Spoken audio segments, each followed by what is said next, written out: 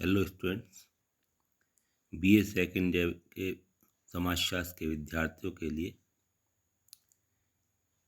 आज हम प्रथम प्रश्न पत्र में एक प्रमुख और इम्पोर्टेंट टॉपिक दैव निर्देशन के बारे में बात करेंगे। मैं पीयूष कुमार गुप्ता, सहआचार्य समाजशास्त्र, राजकीय महाविद्यालय केकड़ी। जैसे हमने पिछली वीडियो में निदर्शन की विशेषताओं के बारे में बात की थी, निदर्शन के विभिन्न प्रकारों के बारे में बात की थी। उन्हीं में से एक बहुत महत्वपूर्ण निदर्शन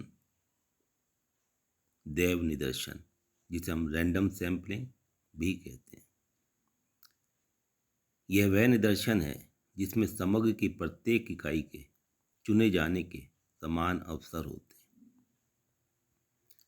इसमें समग्र की इकाइयों के व्यक्तिगत महत्व को समाप्त कर उसके स्थान पर संभावना या पॉसिबिलिटी को प्रतिष्ठित कर दिया जाता है, जिसमें समग्र की सभी इकाइयों के निदर्शन में चुने जाने की समान संभावना होती है। निदर्शन में आने के लिए प्रत्येक इकाई को स्वतंत्रता प्रदान कर दी जाती है। इस विधि में अनुसंधानकर्ता का झुकाव किसी इकाई विशेष के चुनाव की तरफ नहीं होता, बल्कि चुनाव की संपूर्ण प्रक्रिया दैव एवं संयोग पर छोड़ दी जाती है। इसलिए इसे दैव निदर्शन कहते हैं। यहाँ कहने का तात्पर्य कि दैव निदर्शन एक निदर्शन का ऐसा प्रकार है जिसमें समग्र की प्रत्येक इकाई पूर्णतः स्वतंत्र है और उसके चुने जाने की संभावना बराबर होती है। इसलिए क्योंकि इसमें प्रत्येक इकाई दूसरी इकाई से स्वतंत्र है और अनुसंधानकर्ता भी बिना किसी पक्षपात के एक ब्लाइंड मैन की भांति इकाइयों का चुनाव करता है। इस कारण से इसे संयोग या दैव पर या भरोसे पर किया जाने वाला निदर्शन कहा जाता है। इस निदर्शन की को परिभाषित करते हुए अनेक विद्वानों ने अपनी परिभाषाएं प्रस्तुत की हैं, जिनमें सभी का लगभग अगर हम निचोड़ देखें तो एक सही है। यहाँ हम कुछ प्रमुख परिभाषाओं के बारे में बात कर रहे हैं। पार्टेन के अनुसार दैव निदर्शन विधि का प्रयोग उस समय उचित माना जाता है जब चुनाव की विधि ऐसी हो कि समग्र की प्रत्येक इकाई तथा तत्व के चुने जाने के समान अवसर हो। वहीं हार्पर ने कहा है कि एक दैव निदर्शन वह निदर्शन है जिसका चयन इस प्रकार हुआ है कि समग्र की प्रत्येक इकाई को सम्मिलित होने का समान अवसर प्राप्त हुआ। और समाज वैज्ञानिक गुड एंड हार्ट के अनुसार दैव निदर्शन में समग्र की प्रत्येक इकाई या समग्र की इकाइयों को इस प्रकार क्रमबद्ध किया जाता है कि चयन प्रक्रिया उस समग्र की प्रत्येक इकाई को चुनाव की समान संभावना प्रदान करती है। तभी हमने जब ऊपर बात की थी वही बातें इस परिभाषा में स्पष्ट होती हैं कि प्रत्येक इकाई के चुने जाने की संभावना और प्रत्येक इकाई जो है दैव निदर्शन में बराबर वैल्यू रखती है। उपयुक्त परिभाषाओं से स्पष्ट है कि दैव निदर्शन भले ही संयोग पर आधारित हो, किंतु यह असावधानीपूर्ण, अव्यवस्थित तथा लापरवाही ढंग से नहीं किया जाता और न ही यह आकस्मिक होता है। इसके लिए भी हम एक निश्चित प्रणाली अपनाते हैं, तब हम उसमें से किस इकाई का चुनाव होगा यह दैव या संयोग पर छोड़ते हैं।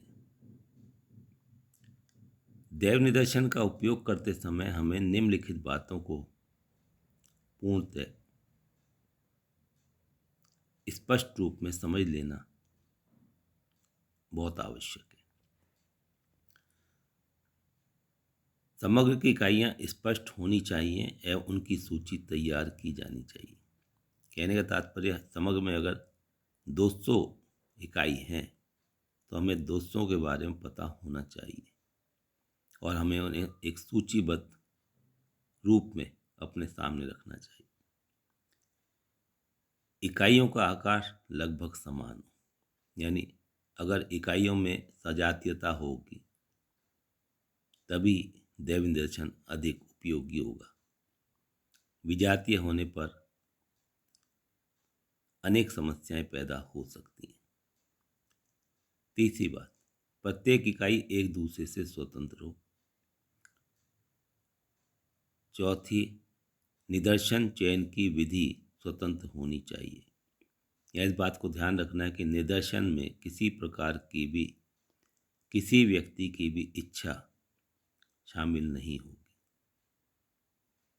इसलिए हमने पहले कहा था कि एक अनुसंधानकर्ता जो होता है पूर्णतः एक ब्लाइंड मैन की भांति उन इकाइयों में से किसी का भी चयन कर सकता है।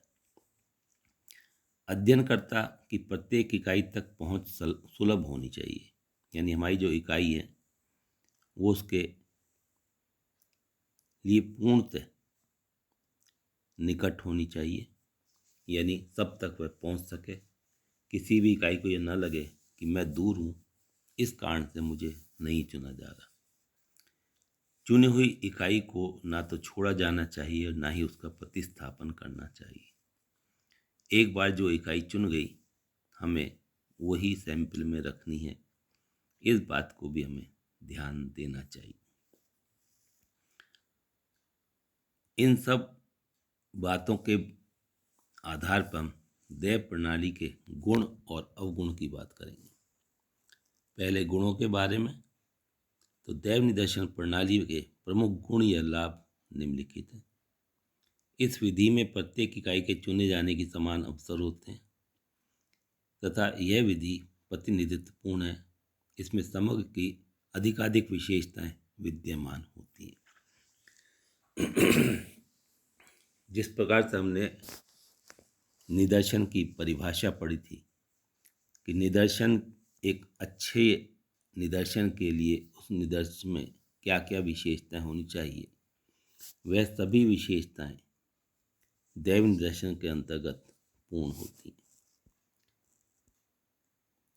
यद्यपि यह विधि एक दैव या संयोग पर आधारित है, किंतु एक वैज्ञानिक विधि है, ऐसा एकॉफ का मानना है।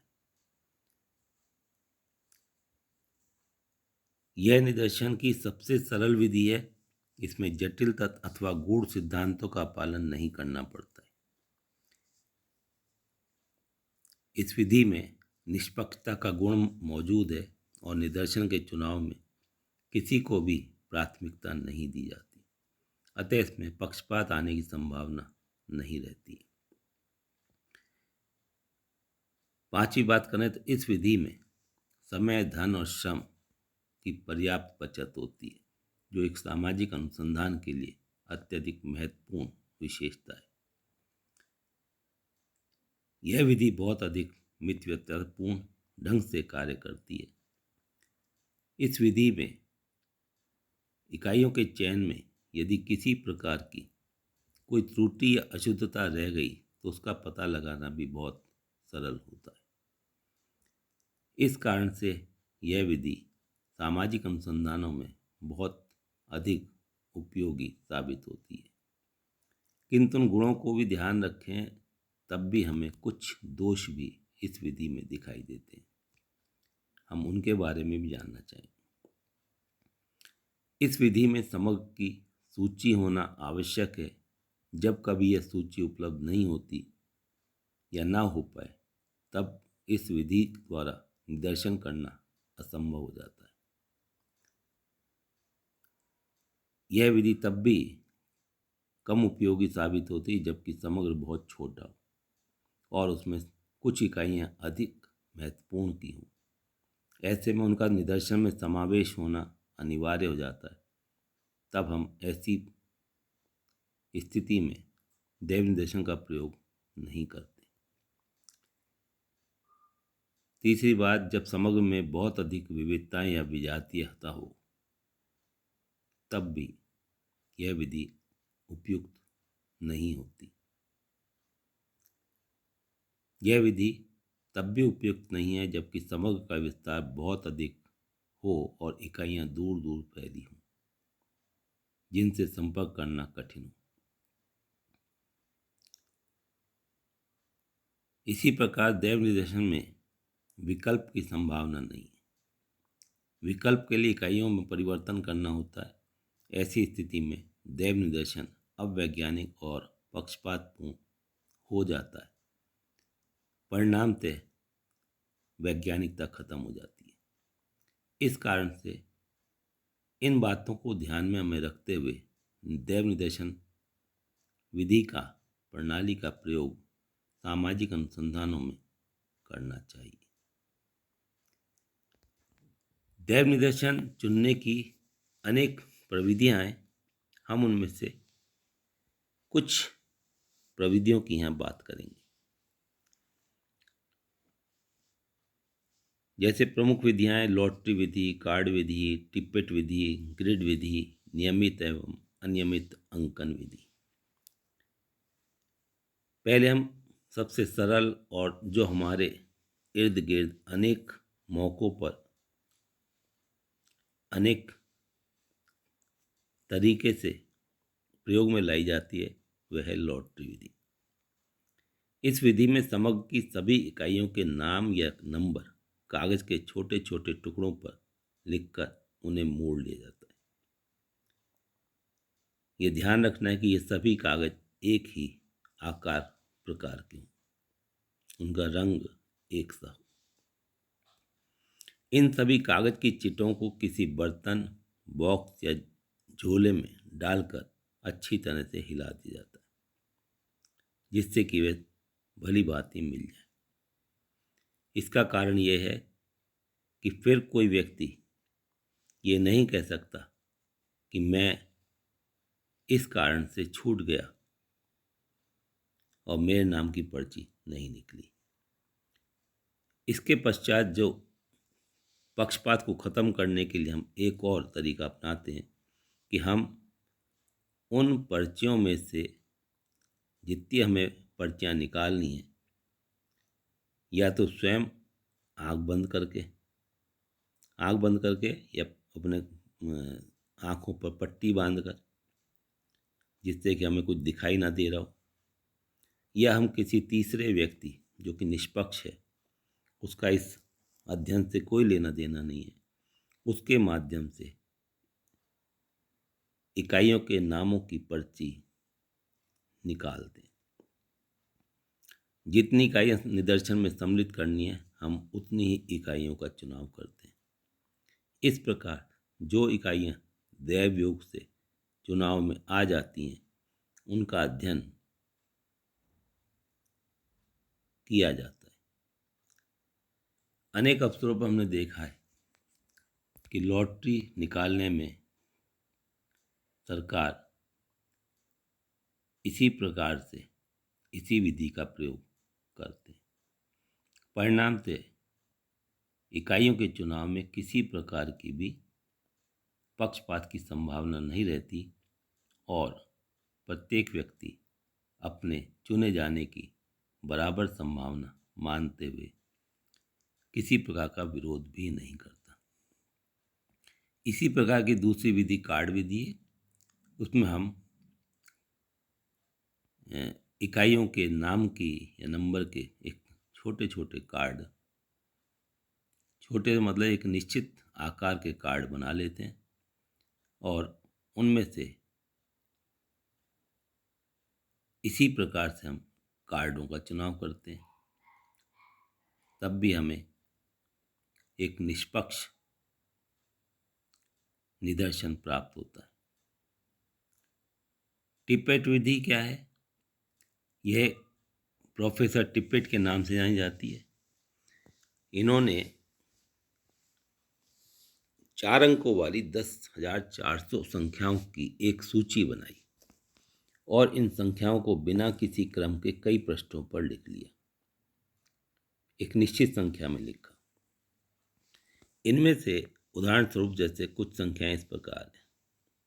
4 अंकों की संख्याएं किसी प्रकार में किसी भी क्रम में ये नहीं दिखाई देती और ये इकाइयों की संख्या है, यानी हमने प्रत्येक इकाई को एक नंबर दे रखा है। टिप्पेट संख्याओं में से निदर्शन चुनने के तरीका इस प्रकार है कि माना हमें 500 में से 30 छात्रों का निदर्शन निकालना है, तो पहले हम सभी 500 इकाइयों के नामों को क्रमवार लिख लेंगे। फिर टिप्पेट संख्या की पुस्तक का कोई एक पृष्ठ खोलकर उसमें से प्रथम 30 संख्याओं का नोट कर समग्र में से उन्हीं संख्याओं का अध्ययन के लिए चुने जाए। यदि समग्र की कुल इकाइयों की संख्या कम है तथा प्रथम 30 संख्याओं में कुछ संख्याएं अधिकतम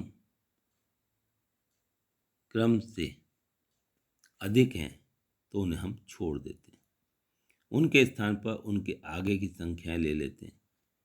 इस प्रकार टिप्पेट की संख्याएं अधिक वैज्ञानिक मानी जाती हैं और उनका उपयोग भी बहुत अधिक होता है। यह विधि भी बहुत अधिक शुद्ध और पक्षपात रहित तरीके से अध्ययन करने में समर्थ है। वहीं ग्रिड प्रणाली की बात करें तो यदि हम किसी भौगोलिक क्षेत्र के चुनाव की बात करते हैं, जैसे किसी नगर प्रदेश या क्षेत्र में से कुछ इकाइयों को चयन करना है, तो पहले हम उस क्षेत्र का नक्शा तैयार करते हैं। उस नक्शे पर ग्रिड प्लेट को रखते हैं। यह ग्रिड प्लेट सेलुलॉइड अथवा किसी पारदर्शक पदार्थ से बनी होती है। इस प्ले में वर्गाकार खाने बने होते हैं जिन पर नंबर लिखे होते हैं। यह पहले से ही तय कर लिया जाता है कि निदर्शन में कितनी इकाइयों का चयन करना है, उतने ही वर्गों को पहले काट लिया जाता है। ग्रिड को मानचित्र पर रखकर जितने कटे हुए भागों पर मानचित्र क्षेत्र आता है उन पर निशान लगा लिया जाता है और उन्हें ही निदर्शन का क्षेत्र मानव अध्ययन के लिए किया जाता है। इस प्रकार देव निदर्शन करने की अनेक विधियां जो हैं, नियमित अनियमित अंकन प्रणाली, इनको भी हमें अध्ययन करना चाहिए। यहाँ हम केवल ग्रिड प्रणाली तक अध्ययन कर रहे हैं। धन्यवाद।